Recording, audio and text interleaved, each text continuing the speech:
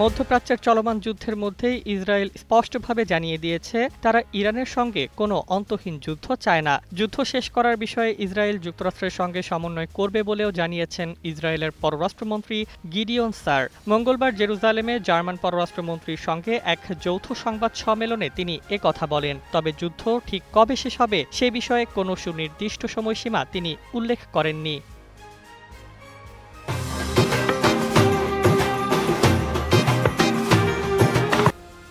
গত ১১ দিন ধরে ইরান এবং ইসরায়েল যুক্তরাষ্ট্রের পাল্টাপাল্টি হামলায় পুরো মধ্যপ্রাচ্যে অস্থিরতা ছড়িয়ে পড়েছে। সংঘাত এখন লেবাননেও বিস্তৃত, যেখানে ইসরায়েল হিজবুল্লাহর বিরুদ্ধে লড়াই চালাচ্ছে। গিডিয়ন সার দাবি করেছেন, ইরানের পারমাণবিক এবং ব্যালিস্টিক মিসাইল কর্মসূচি দুর্বল করার ক্ষেত্রে ইসরায়েল উল্লেখযোগ্য সাফল্য অর্জন করেছে।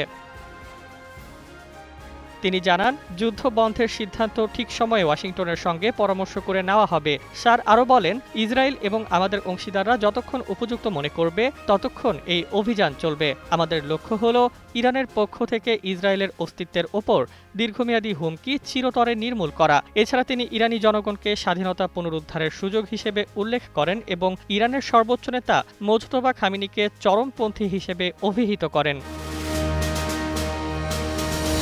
এদিকে প্রেসিডেন্ট ডোনাল্ড ট্রাম্প ও তার প্রশাসন যুদ্ধ সমাপ্তি নিয়ে মিশ্র বার্তা দিচ্ছে। সোমবার ট্রাম্প বলেছিলেন, যুদ্ধ এই সপ্তাহে শেষ না হলেও খুব দ্রুত শেষ হতে পারে। অন্যদিকে জার্মান চ্যান্সেলর ফ্রিডরিখ মার্চ সতর্ক করে জানিয়েছেন, যুদ্ধের দ্রুত সমাপ্তির কোনো সুনির্দিষ্ট পরিকল্পনা আপাতত নেই। তবে জার্মান পররাষ্ট্রমন্ত্রী আশা প্রকাশ করেছেন যে ইসরায়েল ও যুক্তরাষ্ট্র কূটনৈতিক সমাধানের পথে হাঁটবে।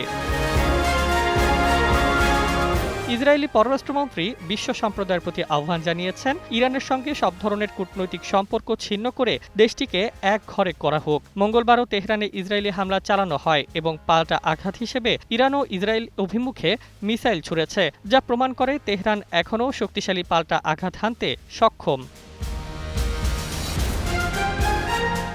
মধ্যপ্রাচ্যের উত্তেজনা ও দ্বিপাক্ষিক হামলার এই মিশ্র পরিস্থিতি স্পষ্ট করে দিচ্ছে, যুক্তরাষ্ট্রের মতোই ইসরায়েলও কখনো কখনো লেজ গুটানোর পথ বিবেচনা করছে। তবে যুদ্ধের চূড়ান্ত সমাধান এখনও অনিশ্চিত।